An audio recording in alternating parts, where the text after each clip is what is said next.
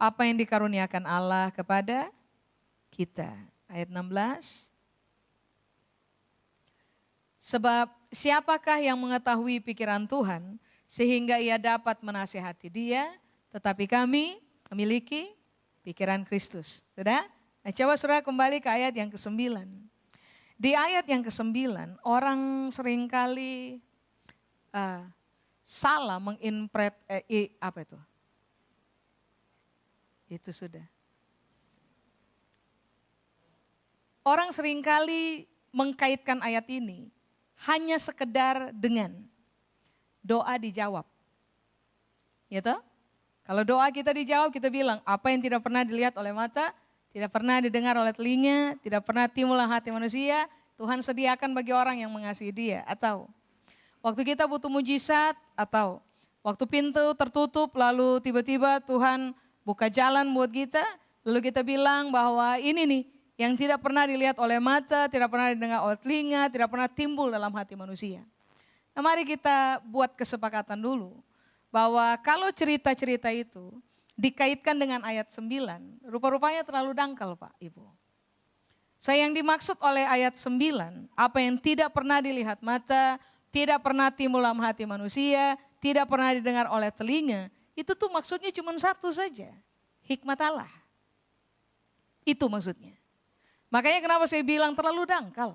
Kalau ayat 9 dikaitkan cuma dengan sekedar mujizat saja, ayat 9 menitik beratkan ada hal yang jauh lebih powerful, yang orang harus paham bahwa ini disediakan oleh Tuhan untuk saudara dan saya, yaitu hikmat Allah. Nah, kenapa Tuhan harus menyediakan hikmatnya kepada saudara dan saya? Nah, coba saudara lihat dengan saya di ayat yang berapa ya? Ke-7, coba lihat. Yang kami beritakan ialah hikmat Allah. Hikmat Allah bagaimana? Kalau kita bilang tersembunyi dan rahasia. Kata tersembunyi, Yunani bilang apokripto. Apokripto itu artinya adalah begini, Tuhan memang sengaja merahasiakannya. Jadi hikmat Allah adalah sesuatu yang memang Tuhan sengaja merahasiakannya. Sudah? Lalu tersembunyi, kalimat berikutnya bilang ini, rahasia. Rahasia Yunani menggunakan kata misterion. Misterion itu artinya adalah begini, sebuah misteri yang kedalamannya nggak bisa dijangkau orang, ketinggiannya nggak bisa dijangkau orang. Jadi dari awal Alkitab memberitahukan kepada kita bahwa Tuhan menjadikan dirinya yang ada hikmatnya itu sebagai sebuah misteri. Dia nggak beberkan atau dia nggak sembarangan kasih kepada orang. Dia sembunyikan dengan sengaja. Dia menjadikan hikmatnya sebagai sesuatu yang sangat mahal, yang rupa-rupanya ayat 9 bilang begini, cuma diberikan kepada orang yang mengasihi Tuhan. Amin. Nah tadi saya sudah bilang kepada saudara, kenapa sampai Tuhan menjadikan hikmatnya sebagai sesuatu yang rahasia dan tersembunyi, yang hanya akan disingkapkan kepada orang-orang yang mengasihi Dia. Rupa-rupanya Alkitab bilang di ayat yang ke-7, karena target Tuhan adalah begini. Kalau hikmat Tuhan disingkapkan kepada kita, misteri tentang Tuhan sendiri disingkapkan untuk saudara dan saya, kita memperoleh hikmat, maka yang terjadi adalah begini, kita akan hidup di dalam Tuhan punya kemuliaan. Ya ampun, tidak ada amin ya. Coba ulang. Ayat 7 Alkitab bilang, hikmat Allah yang tersembunyi dan rahasia ini, sebelum dunia dijadikan, Alkitab bilang disediakan Allah bagi kita punya kemuliaan. Berarti saudara dan saya tidak akan pernah hidup di dalam kemuliaan. Kalau Alkitab bilang di ayat 7, saudara dan saya tidak memperoleh yang disebut dengan hikmat Allah. Apakah yang dimaksud dengan kata kemuliaan di situ di ayat 7? Kata kemuliaan menggunakan kata doksa Pak, Ibu, saudara-saudara. Kata doksa itu artinya adalah begini, sebuah kehidupan yang terhormat. Berarti Alkitab bilang, tanpa hikmat kamu akan jalani hidup tanpa kehormatan. Makanya kenapa ini yang Tuhan bilang, saya harus menyingkapkan hal yang tersembunyi dan rahasia ini kepada satu, orang-orang yang mengasihi saya. Supaya apa yang kemudian terwahyukan atau nampak dalam kehidupan saudara dan saya pada everyday living, Ini yang Alkitab bilang, kamu akan ditemukan sebagai orang yang cara hidupnya, kehidupannya adalah kehidupan yang terhormat. Nah yang kedua, hikmat Tuhan singkapkan kepada saudara dan saya, yang ayat 9 tadi bilang, yang mengasihi Tuhan, target Tuhan adalah begini, supaya kita hidup dalam kemuliaan, atau begini, kita hidup penuh martabat. Hikmat membuat orang terhormat. Hikmat membuat orang, Alkitab bilang begini, bermartabat. Tapi yang berikutnya, apakah kemuliaan? Kemuliaan atau doksa artinya adalah begini, hikmat membuat terang yang ada di dalam orang, saudara dan saya, itu akan tampil bersinar dalam seluruh kemegahan. Berarti Alkitab bilang, hikmat memang disingkapkan kepada kita, supaya saudara bukan sekedar adalah terang dunia dan terang biasa. Tapi saudara dan saya adalah terang dunia dan terang di dalam kita akan bersinar dalam seluruh kemegahan. Amin. Jadi coba lihat, kenapa orang harus kejar Tuhan punya hikmat? Kalau dilihat dari ayat 7 Alkitab bilang ini, supaya kamu hidup terhormat. 2, supaya kamu hidup bermartabat. 3, supaya terang di dalam kamu bersinar aja dengan megah. Amin. Coba kembali ke ayat 9, ingat ini baik. Alkitab bilang hikmat disediakan oleh Tuhan kepada mereka yang mengasihi Tuhan. Itu harga mati Pak, Ibu. Tuhan gak sembarangan singkapkan dia punya kedalaman, singkapkan dia punya harta kepada sebarang orang. Makanya saudara masih ingat waktu Yesus datang ke bumi menggunakan tubuh kemanusiaan, sekali waktu dalam sesi mengajarnya, Yesus pernah bilang gini, jangan buang mutiara ke mulut babi, ke babi. Sebab babi tidak akan pernah menghargai, babi bahkan gak tahu bahwa mutiara itu berharga. Makanya kenapa Alkitab bilang bahwa hikmat Allah yang tersembunyi dan rahasia ini, yang penuh dengan misteri, yang sulit dijangkau oleh siapa aja, sulit dipahami oleh siapa aja. Rupa-rupanya Tuhan akan menjadikannya bukan lagi sebagai misteri bagi kita. Bagi siapa? Orang yang mengasihi Tuhan. Nah sekarang pertanyaannya, siapakah orang yang mengasihi Tuhan? Coba lihat, definisinya Alkitab ajar dengan jelas sekali. Yohanes 14 ayat 21, kita baca bersama Pak Ibu. Yohanes 14 ayat 21, Alkitab bilang apa? 2, 3. Barang siapa memegang perintahku dan melakukannya, dialah yang mengasihi aku. Dan barang siapa mengasihi aku, ia akan dikasihi oleh Bapakku. Dan aku pun akan mengasihi dia dan akan menyatakan diriku kepadanya. Coba lihat, ada korelasi? Ada. Paulus dalam tulisannya 1 Korintus 2 menegaskan bahwa Tuhan menyingkapkan hikmat kepada orang yang mengasihi Tuhan. Yohanes dalam tulisannya berkata bahwa kalau orang mengasihi Tuhan, pegang saja Tuhan punya perkataan, lalu kerjakan dengan setia. Bagian yang terakhir Alkitab bilang dengan sangat jelas, Tuhan akan menyatakan dirinya kepada kita. Siapakah Tuhan? Tuhan adalah hikmatnya. Berinteraksi dengan Tuhan sama dengan berinteraksi dengan hikmatnya. Membaca Alkitab, merenungkan Alkitab, isi firman di dalamnya, membuat saudara dan saya sebenarnya sedang merenungkan Tuhan. Merenungkan hakikat dari Tuhan di dalam hikmatnya. Makanya mengapa orang-orang percaya, saudara dan saya, harus membangun budaya dalam keseharian. Budaya yang dimaksud adalah ini, merenungkan firman. Saudara dan saya harus dapatkan firman Tuhan buat hidupnya kita dalam tiap-tiap hari. Supaya pada akhirnya kita menjadi orang-orang yang terlatih untuk taat aja mengerjakan firman yang Tuhan ajarkan kepada kita tiap hari. Tahukah saudara bahwa semakin Tuhan menemukan saudara dan saya teruji sebagai orang-orang yang mengasihi Tuhan, maka yang akan Tuhan kerjakan dalam kehidupan saudara dan saya adalah menyingkapkan dia punya hikmat. Amin. Membuka dia punya rahasia, yang Alkitab bilang ini, dia sengaja rahasiakan kepada semua orang. Dia sengaja menutupnya kepada bahkan penguasa-penguasa. Tapi dia singkapkan kepada orang-orang yang mengasihi dia. Sebab Tuhan punya target jelas, mari saya ulang. Saudara dapat hikmat, saudara dapat kehormatan. Saudara dapat hikmat, saudara dapat martabat dalam hidup. Saudara dapat hikmat, terang di dalam saudara. Wherever you go. Kemanapun saudara pergi, dengan siapa saja saudara berinteraksi, dimanapun saudara berada, terang itu akan berbicara jauh lebih kuat kepada orang-orang dengan siapa saudara berinteraksi. Amin. Makanya coba pertimbangkan Pak, Ibu, sampai dengan hari ini, apakah saudara dan saya teruji enggak? Sebagai orang yang mengasihi Tuhan, yang memilih untuk begini, berinteraksi dengan firman Allah, renungkan firman Allah dalam tiap-tiap hari, lalu latih diri one day at a time untuk melakukan saja itu firman. Sebab yang harus kita achieve dalam hidupnya kita adalah begini, hikmat Allah. Amin. Coba. Sekarang naik ke ayat 6, Bapak Ibu, teman-teman.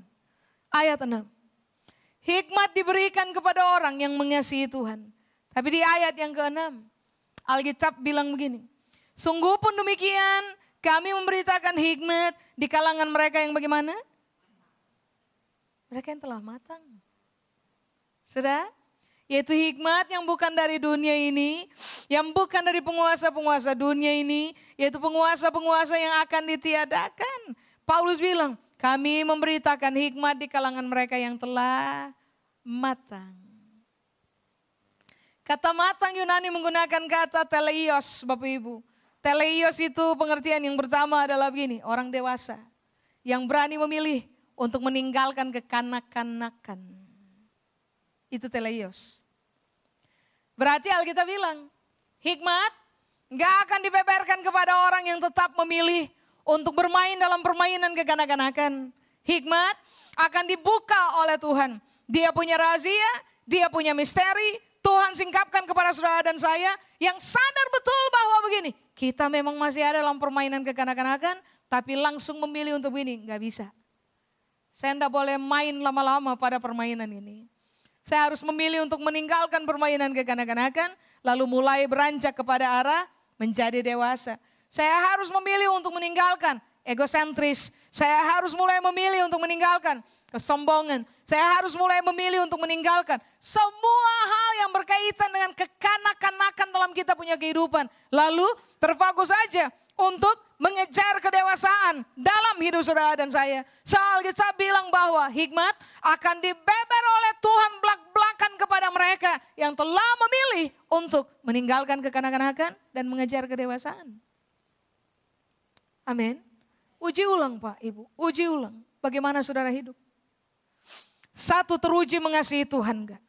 2, lebih suka bermain dalam permainan kekanak-kanakan? Atau memilih untuk berkata begini, enggak bisa. Saya enggak bisa hidup terus-menerus kayak begini. Saya enggak boleh membiarkan kelakuan yang tidak mewakili Kristus menetap di dalam saya. Kalau marah, lepas kendali. Cari untung, rugikan orang. Tindas orang kecil, mengambil apa yang bukan merupakan haknya kita. Semua hal yang tidak mewakili Kristus, yang masih bermain dengan sangat leluasa dalam saudara dan saya punya kehidupan, ini yang Alkitab ajar, tinggalkan aja. Selama saudara dan saya bermain dalam kekanak-kanakan, percayalah, hikmat Allah yang lebih dari mutiara ini tidak mungkin disingkapkan kepada kita. Sebaliknya, siapapun yang mengejar kedewasaan dalam hidup, kedewasaan di dalam Kristus, kepada mereka hikmat Allah akan disingkapkan. Apakah matang atau teleios? Matang atau teleios, pengertian yang kedua adalah ini, orang-orang yang berintegritas. Rupanya Alkitab ajar, kalau kamu mengasihi Tuhan, kamu dapat hikmat. Kalau kamu kejar kematangan dalam hidup, kamu dapat hikmat. Kalau kamu mempertahankan integritas dalam kamu punya keseharian, kamu akan memperoleh yang disebut dengan hikmat Allah sendiri. Amin. Apakah integritas? Kalau saudara baca di Kamus Besar Merriam-Webster, saudara akan menemukan bahwa terminologi dari integritas adalah ketaatan yang teguh terhadap semua nilai dan kode etik yang berkaitan dengan the truth itself, kebenaran itu sendiri. Jadi kamus itu mengajarkan bahwa integritas berkaitan erat dengan ketaatan teguh. Terhadap apa coba? Semua nilai dan kode etik moral yang basicnya adalah kebenaran. Berarti Alkitab lagi bilang, orang-orang yang menerima penyingkapan hikmat Allah adalah orang-orang yang memang telah melatih diri mereka dari satu hari ke hari berikutnya untuk begini aja Pak, Ibu, teman-teman, taat dalam keteguhan. Tahu taat teguh kan? Taatnya nggak berubah, konsisten aja. Taatnya kepada Tuhan tidak berubah karena situasi, karena musim, karena kisah. Taatnya kepada Tuhan itu taat teguh aja kepada semua nilai-nilai kebenaran yang dia ajarkan kepada kita dari firman. Nah, orang-orang dengan kategori terbiasa, dewasa, terbiasa, taat aja dalam seluruh keteguhan terhadap firman Allah. Ini yang Paulus bilang kepada jemaat di Korintus, kamu nanti akan dapatkan hikmat. Dan kalau kamu dapatkan hikmat, kamu akan tampil dalam kemuliaan. Bayangkan. Menarik kan? Nah, mari kita lihat ayat yang lain. Ayat yang ke-10. Bapak Ibu, teman-teman. Lihat ya. Karena kepada kita Allah telah menyatakannya oleh Roh. Pertanyaannya, menyatakannya apa ini? Satu saja, hikmat. Jadi Paulus bilang, Allah kepada kita nih, Allah telah menyatakan hikmat oleh Roh. Roh menyelidiki segala sesuatu dalam diri Allah. Segala sesuatu, bahkan hal-hal yang tersembunyi dalam diri Allah. Puji Tuhan, hari itu sebelum Yesus naik, dia bilang, kalau saya tidak naik, Roh Kudus tidak turun. Saya harus naik. Lalu Yesus bilang, kalau Roh Kudus turun, Roh Kudus yang adalah Allah sendiri turun, menetap dalam orang percaya, termasuk saudara dan saya, dan hari ini somehow Roh Kudus ada dalam kita. Betul? Tuhan sendiri ada di dalam kita. Ini yang Yesus bilang. Roh itu akan tolong kamu. 2, Roh itu akan hibur kamu. 3, Roh itu akan ngapain? Ngajar kamu. Ngajar. Lalu Roh Kudus juga yang ada dalam kita akan menginsafkan kita, akan menginsafkan dunia tentang dosa, tentang kebenaran, tentang penghakiman. Jadi Alkitab lagi bilang ini, Tuhan memang telah desain dari sejak awal bahwa untuk orang-orang yang percaya kepada Kristus sebagai Tuhan, Roh Tuhan sendiri akan ditetapkan hidup di dalam kita, akan hidup aja di dalam kita. Nah, karena ada Roh Allah di dalam kita, ini yang Alkitab bilang, Roh Allah inilah yang akan menolong saudara dan saya untuk memperoleh apa yang disebut dengan hikmat Tuhan. Amin. Coba saudara lihat. Alkitab bilang Allah telah menyatakannya. Kata menyatakannya, Yunani bilang apokalipto. Apokalipto itu artinya adalah ini. Tuhan telah membuka tutup dari sesuatu yang dirahasiakan. Kan tadi kita udah belajar kan? Dia menjadikan dirinya sebagai misteri. Hikmatnya sebagai misteri yang tidak sembarangan orang bisa memahaminya. Tetapi di ayat yang ke-10 ini yang Alkitab bilang. Roh Allah yang memerintah dalam kehidupannya kita.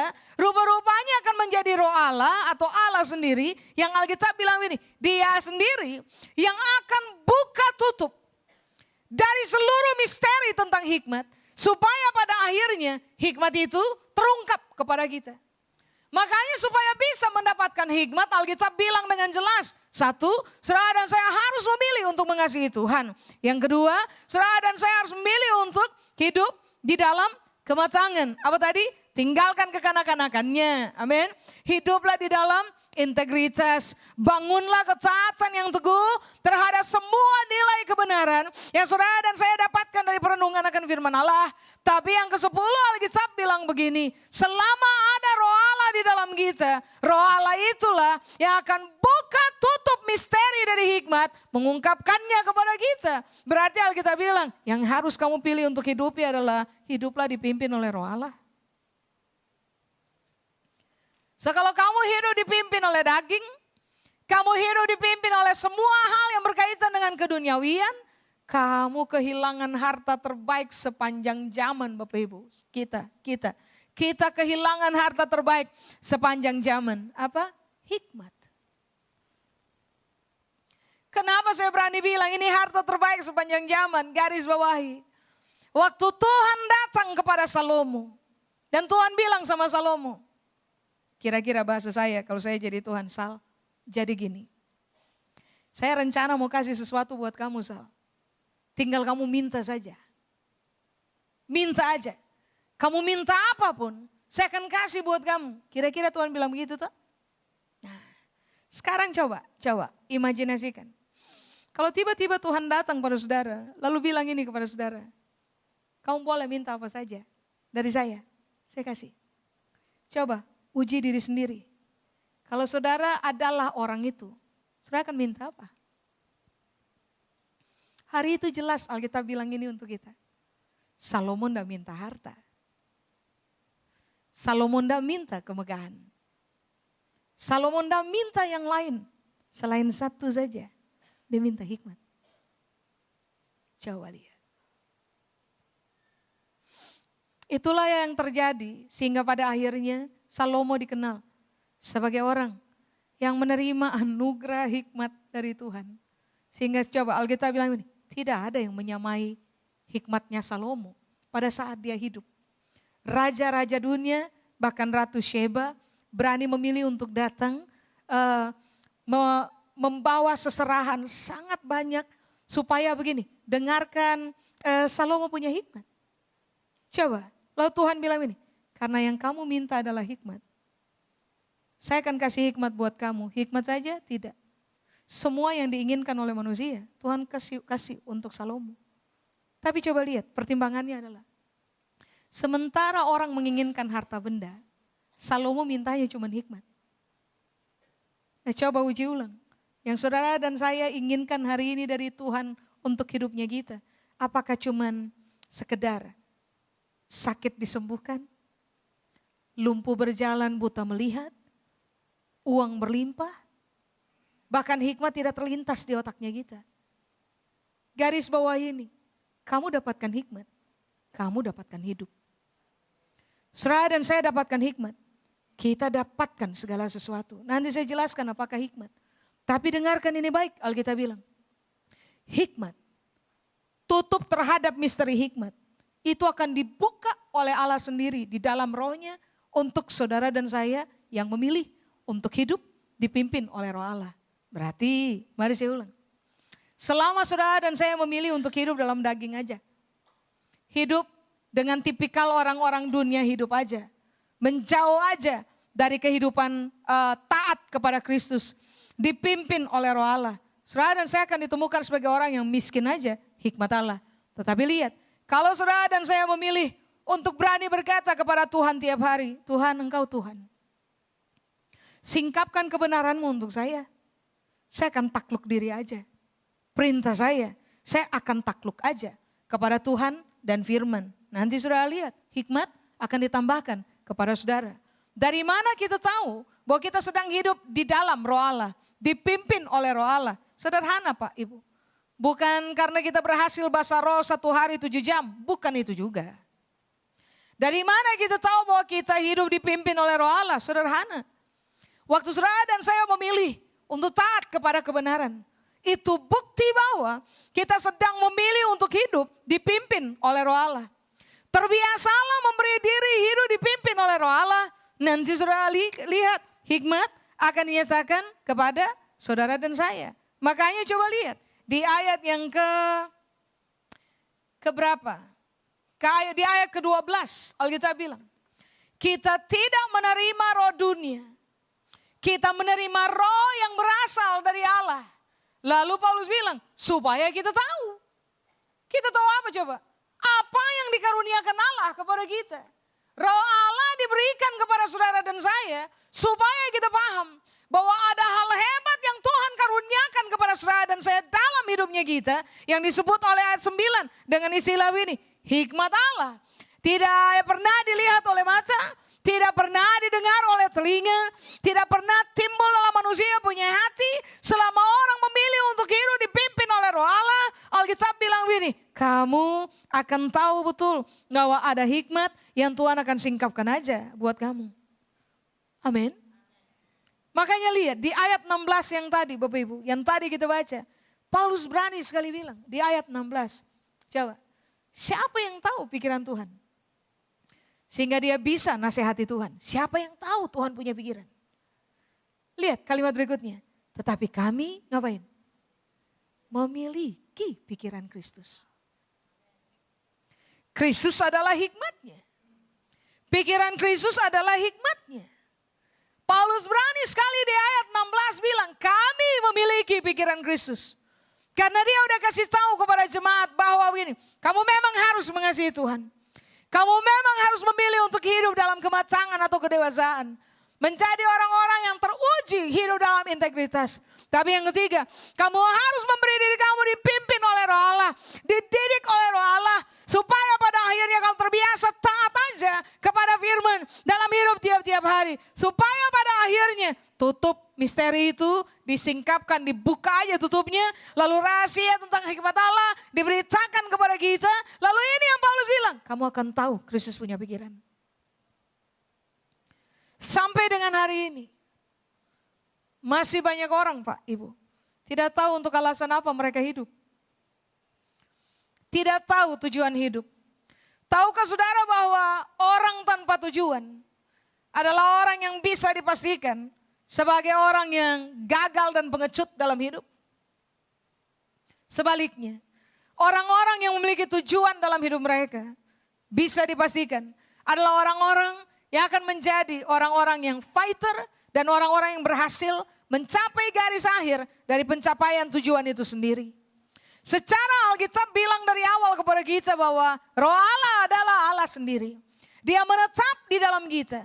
Dia mau ajar apa saja kepada saudara dan saya supaya saudara dan saya memperoleh hikmat Allah, memiliki pikiran Kristus. Bayangkan ya, kalau sampai kita memahami pikiran Kristus, begini Pak, Ibu. Kita tidak akan susah memahami bagaimana Tuhan punya jalan. Kita tidak akan susah mendengarkan Tuhan punya suara. Kita akan menjadi orang-orang yang tambah lama, tambah tajam aja. Dan tahu bagaimana kita harus hidup.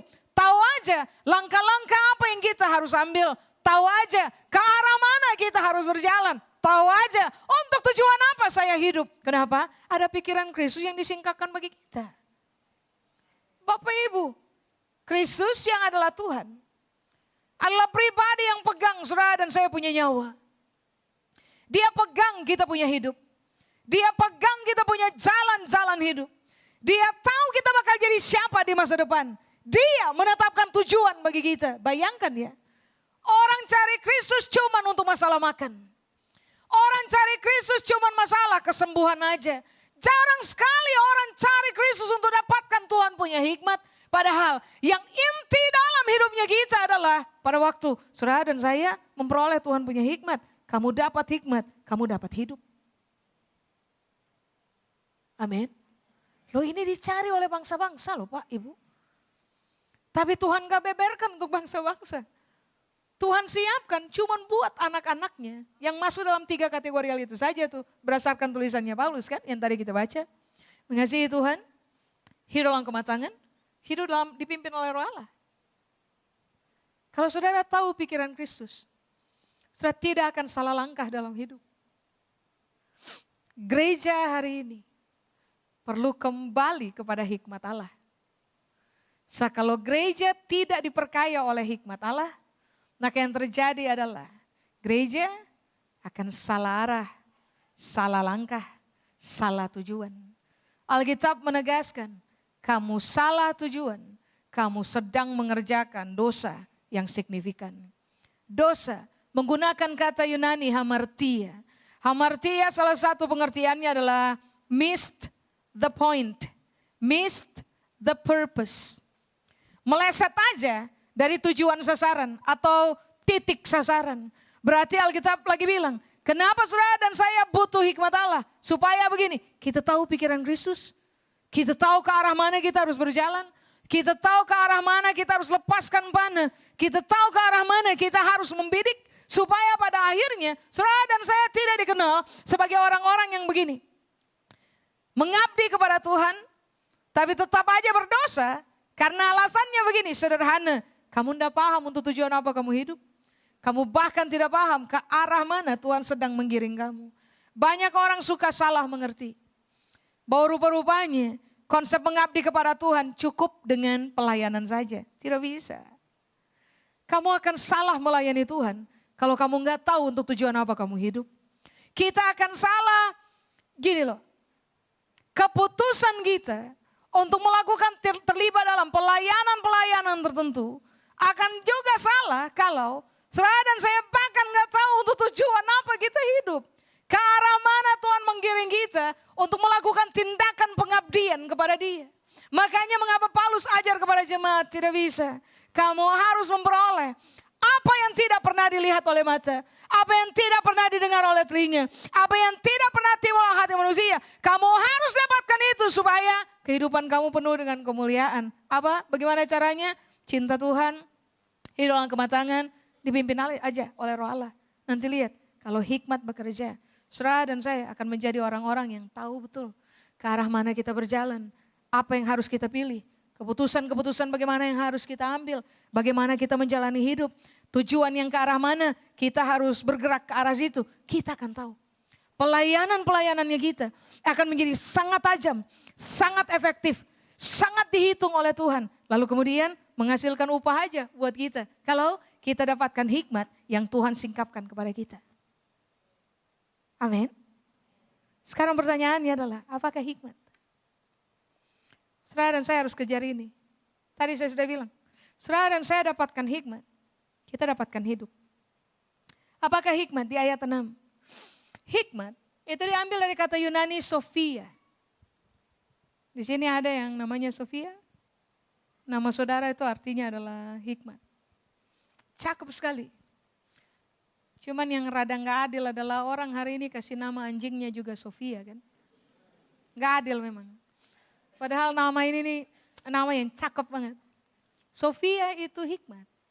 Nah sekarang pertanyaannya adalah apakah hikmat? Hikmat itu arti yang pertama adalah begini. Kebijaksanaan yang lebih tinggi kualitasnya dari kebijaksanaan dunia. Ulang. Apakah hikmat? Kebijaksanaan yang lebih tinggi aja kualitasnya dari kebijaksanaan dunia. Ada banyak orang bijaksana dalam dunia ini Pak, Ibu.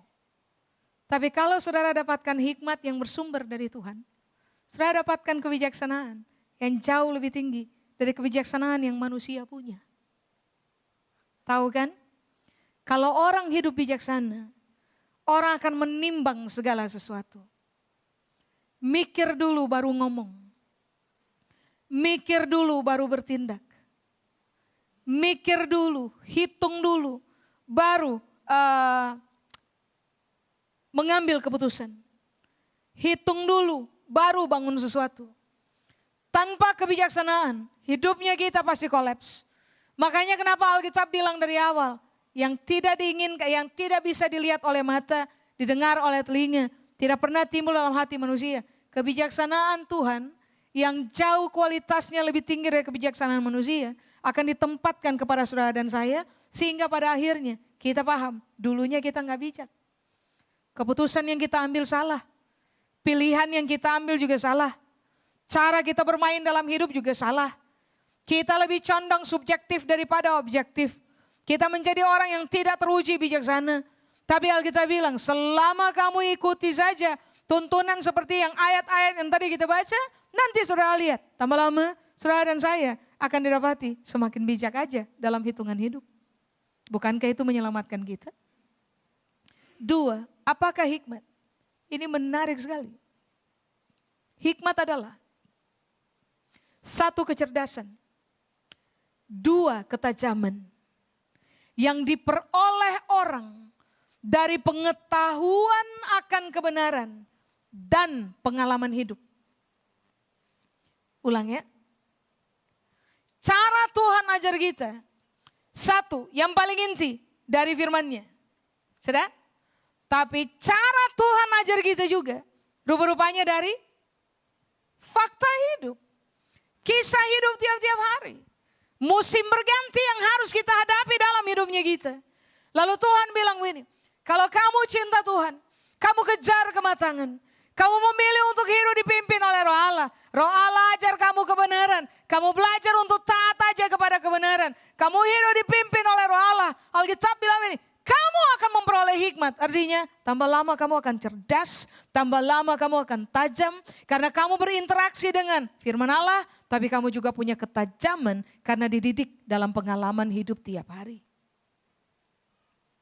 Makanya lihat aja, orang yang terbiasa berinteraksi dengan firman Allah, lalu begini, waktu Tuhan didik dalam pengalaman hidup tiap hari, lalu mereka memperhatikannya. Coba saudara uji, orang-orang macam ini biasanya adalah orang-orang yang cerdas dan tajam aja. Bagaimana? Itu hikmat. Itu hikmat. Makanya kan dari sejak awal, perjanjian lama, perjanjian baru, mengajarkan kepada saudara dan saya untuk begini kan, jangan cuma baca Alkitabnya. Renungkan isinya. Renungkan firman Allah. Firman sama dengan logos, logos sama dengan pikiran Allah yang diperkatakan kepada manusia. Berarti kenapa kita perlu merenungkan firman Allah? Dalam firman Allah ada pikiran Allah. Iya, yang diperkatakan kepada kita. Ada hikmat Allah di dalamnya. Yang kalau sampai saudara dan saya terbiasa kejar hikmat Allah dalam keseharian, nanti uji aja. Tambah lama saudara akan didapati semakin cerdas, semakin tajam aja untuk menjalani proses hidup. Halo? Apakah hikmat? Hikmat atau sofia, arti yang berikutnya adalah ini. Kemampuan untuk menafsirkan mimpi atau arti di balik sebuah peristiwa. Ulang. Kemampuan untuk menafsirkan mimpi atau sebuah arti di balik sebuah peristiwa. Masih ingat kisah yang tertulis dalam kitab Daniel? Sekali waktu raja bermimpi tengah malam. Dia bangun, dia gelisah dengan mimpinya karena dia tidak tahu apa artinya. Lalu apa yang kemudian dia putuskan untuk kerjakan adalah dia panggil semua orang bijak dalam istana, dalam kawasan dia punya pemerintahan. Panggil, kumpulkan seluruh orang bijak satu negeri, kumpulkan. Saya mau tahu, saya mau ketemu dengan mereka. Nah, waktu orang-orang bijak sana dikumpulkan bertemu dengan raja, ini pertanyaan raja untuk mereka. Yang pertama, kasih tahu untuk saya isi mimpi saya. Kedua, jelaskan apa artinya. Nah, kalau saudara adalah orang bijak yang diundang hari itu ke istana untuk ketemu dengan raja. Lalu ketemu dengan raja punya pertanyaan model begitu tuh. Apa yang saudara akan pikirkan? Kalau saya berimajinasi. Kalau diizinkan untuk bicara dengan raja, saya bakal ngomong. Begini raja. Raja yang mimpi, kenapa raja yang tanya ke saya? Raja mimpi apa? Agak aneh kan itu pertanyaan? Atau saya berimajinasi. Mungkin saya akan bilang sama raja, raja kita tidak tidur bersama. Otaknya kita tidak ada kabel konektor gitu. Yang membuat sehingga pada akhirnya, waktu raja tidur, raja mimpi, saya ikut. Saya paham isi mimpinya raja. Nah, ada kisahnya kan? Pertanyaan raja agak aneh memang. Agak lain. Kasih tahu buat saya isi mimpi saya dan kasih tahu apa artinya. Lalu Alkitab bilang ini, tidak ada satu orang pun dari antara kalangan orang bijaksana yang bisa kasih tahu buat raja apa isi mimpinya raja dan apa artinya. Sampai Daniel tampil. Yusuf juga tampil di zamannya masing-masing. Apa yang kemudian terjadi? Yang terjadi adalah ini. Mereka bisa kasih tahu apa isi mimpi raja, mereka bahkan bisa kasih tahu apa arti dari mimpinya. Saya pikir karena Daniel, Yusuf, ahli nujum? Bukan. Orang yang ahli dalam persoalan wusi-wusi? Tidak. Daniel, Yusuf, orang-orang yang begini Pak, Ibu, dapat hikmat aja.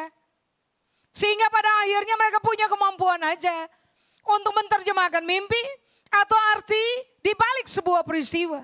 Sehingga pada akhirnya raja jadi tahu. Nah begini, dalam hidupnya kita ada banyak hal kita tidak paham Pak Ibu. Yang kita sedang alami, yang sedang terjadi di depan kita punya mata. Kisah-kisah atau musim-musim tertentu, cerita-cerita, proses-proses tertentu dalam hidupnya kita yang kita tidak paham. Tuhan lagi mau ngapain ini? Tuhan mau ajar saya apa ini? Nah dibutuhkan hikmat. Supaya pada waktu Tuhan sedang didik kita, bentuk kita paham betul Tuhan lagi ngapain. Sehingga responnya kita betul. Nah dibutuhkan hikmat untuk tidak menolak. Tuhan punya tangan pembentukan, bahkan tangan didikan untuk hidup saudara dan saya. Apakah hikmat? Yang menarik adalah begini, hikmat adalah, tadi pagi saya sudah sempat singgung.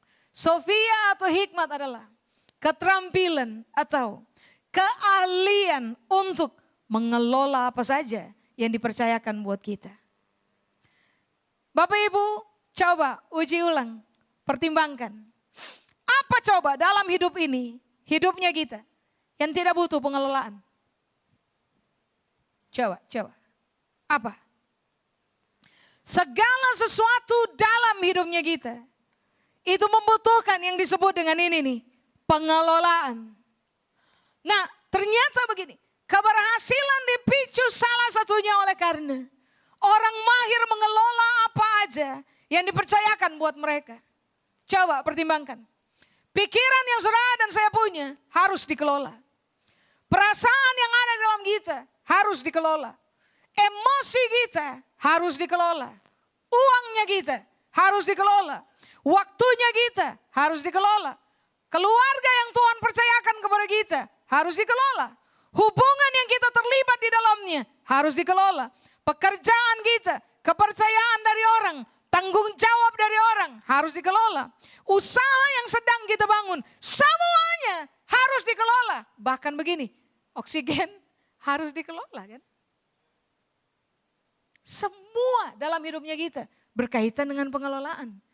Siapa bodoh mengelola, dia yang rugi. Nah Alkitab bilang, Tuhan kasih hikmat supaya kamu mahir mengelola. Kalau kamu mahir mengelola, kamu bisa petik banyak sekali keuntungan dari keberhasilan kamu mengelola apa saja. Bahkan Bapak Ibu, kata hikmat atau Sofia menitik beratkan dikaitkan dengan kata begini, kemampuan mengelola pemerintahan. Sofia di Yunani, Asa di Ibrani.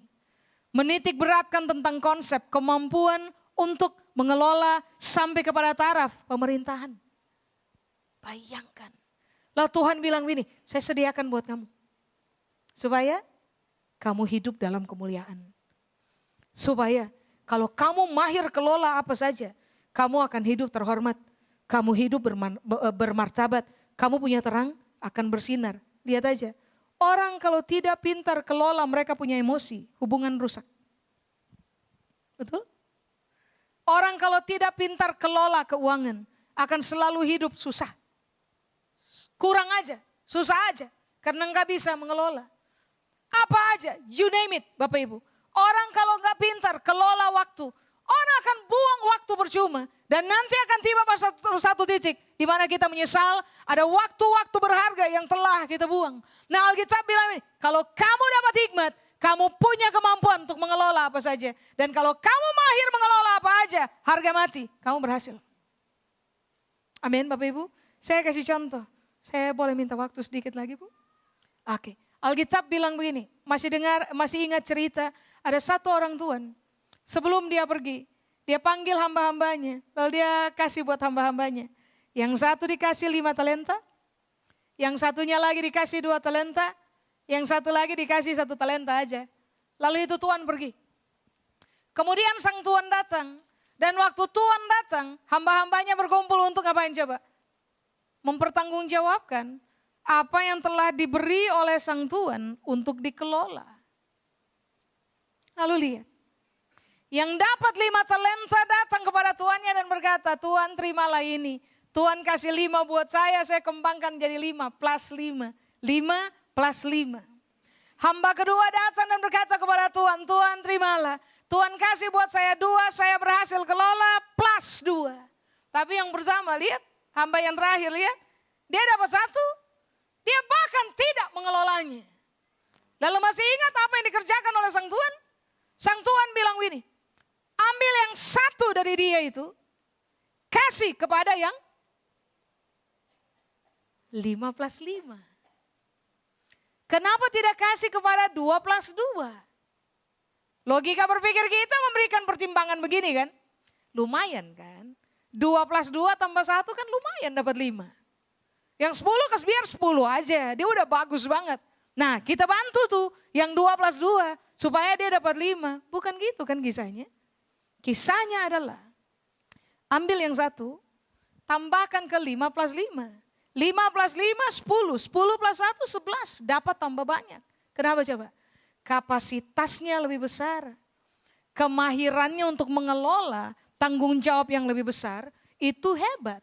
Makanya kepada orang yang punya hikmat dan mampu memiliki keahlian untuk mengelola apa saja.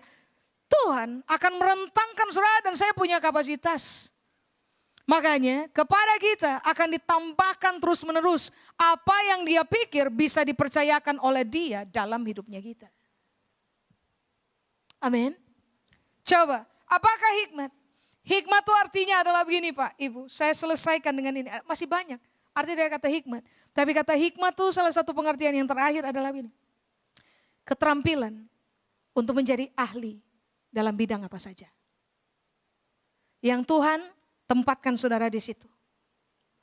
Jadi Alkitab bilang, kamu dapat hikmat, kamu dapat keterampilan, kamu akan menjadi orang yang ahli pada bidang apa saja yang Tuhan taruh kita di situ. Kalau saudara ditaruh di bidang pendidikan misalnya, kalau hikmat bekerja pada saudara, maka saudara seharusnya, ini yang Alkitab bilang, kamu seharusnya menjadi ahli di area itu. Kalau kamu diletakkan oleh Tuhan di bidang pemerintahan misalnya, dan kamu mendapatkan hikmat Allah, kamu seharusnya menjadi ahli di situ. Contoh, Daniel. Daniel sejak dari masa muda, saudara pelajari aja kitab Daniel.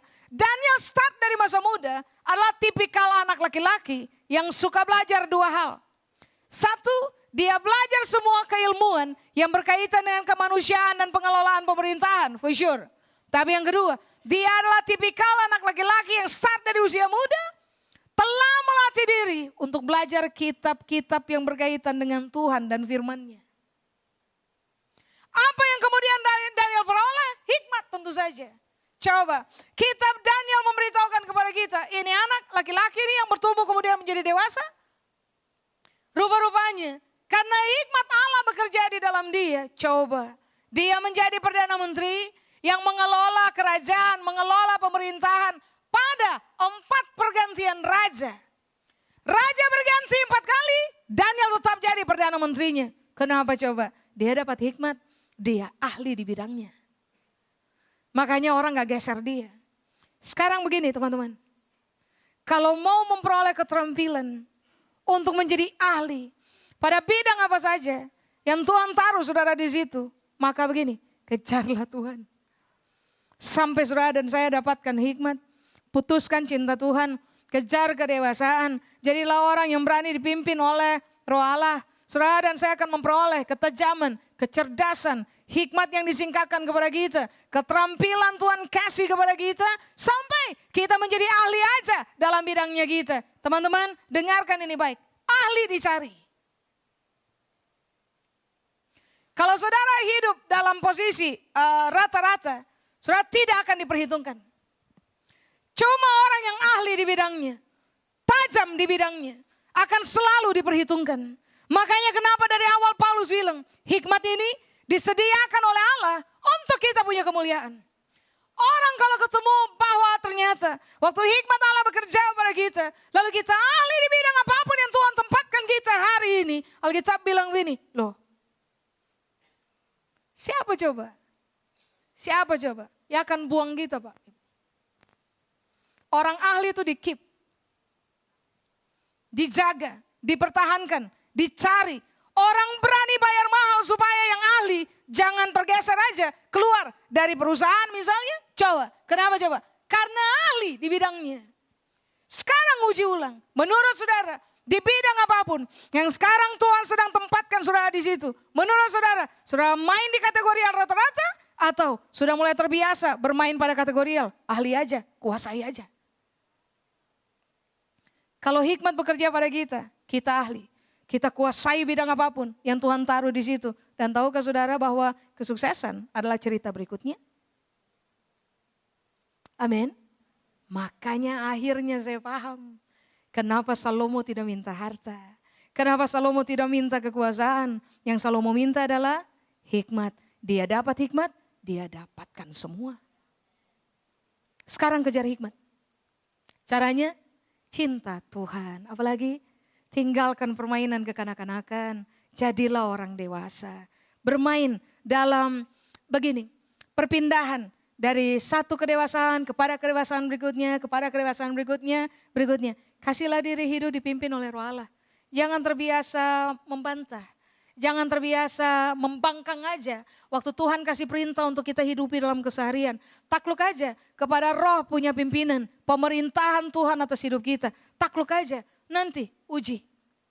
Serah akan menemukan. Serah akan menjadi orang lebih bijaksana. Lebih tajam. Lebih cerdas. Ahli di bidangnya. Punya kemampuan untuk menafsirkan aja. Arti di balik sebuah peristiwa. Arti di balik sebuah mimpi, saudara dan saya akan menjadi orang-orang yang paham betul ke arah mana kita harus berjalan, langkah apa yang kita harus ambil, tujuan Tuhan untuk hidupnya kita apa. Kita akan menjadi orang-orang yang begini Pak, Ibu. Istilahnya apa ya? Fulfill in life. Terpuaskan dalam hidup. Content. Penuh aja dalam hidup. Karena apa? Kekuatan hikmat Allah bekerja pada kita. Amin. Sudah, saya selesai. Saya undang saudara mari bangkit berdiri. Mari kita datang kepada Tuhan.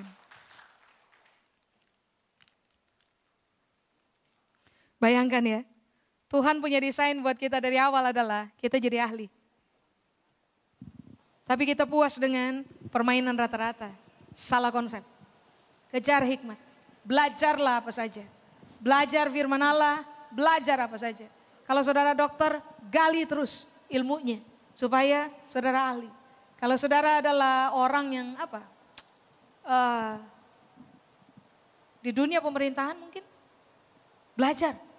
Belajar hukum, belajar apa saja. Ya akan mengasah kecerdasan, ketajaman. Kita itu harus tampil mulia, Bapak Ibu, teman-teman. Terhormat, bermartabat, terang dalam kita harus bersinar banget. Amin. Kejar Tuhan punya hikmat. Mari kita datang kepada Tuhan. Kami berdoa biarlah seluruh kebenaran ini termeterai solid di dalam pemahaman kami, pertimbangan kami. Kasih buat kami kekuatan untuk menjadi taat kepada firman Allah. Supaya pada akhirnya dalam perjalanan hidup kami tiap-tiap hari, kami berpindah aja Tuhan. Dari satu kemuliaan kepada kemuliaan berikutnya. Kami berpindah aja. Dari perolehan satu hikmat kepada dua hikmat, kepada tiga hikmat. Dan kami akan dikenal sebagai orang-orang yang diperkaya oleh Tuhan dengan hikmat Tuhan. Supaya pada akhirnya kehidupan yang Tuhan percayakan kepada kami akan dipuaskan di dalamnya. Penuh aja waktu menjalani hidup. Saat Tuhan telah memberitahukan kepada kami jalan-jalan hidup yang telah Tuhan rancang buat kami. Saya berdoa kiranya jemaat di tempat ini menjadi jemaat yang mengasihi Tuhan. Jemaat yang dewasa. Jemaat yang memberi diri dipimpin oleh Roh Allah. Sehingga diberkaya oleh hikmat Allah. Tidak ada satu orang pun dari jemaat ini kiranya. Waktu mereka memperoleh hikmat Allah. Tidak ada satu orang pun yang gagal. Semua akan dibuat oleh Tuhan. Berhasil, tajam, cerdas, ahli, tampil mulia, terhormat, bermartabat, terang di dalam kami sebagai jemaat. Bersinar dengan hebat. Sampai banyak orang melihat bahwa memang betul Kristus memerintah atas kehidupan kami. Waktu kami memilih untuk taat kepada Tuhan, Tuhan memberkati kami dengan cara yang ajaib. Kepada Tuhan seluruh kemuliaan. Di dalam nama Yesus yang berjaya. Sama-sama kita berkata, amin. Tuhan berkati Bapak Ibu, silakan duduk.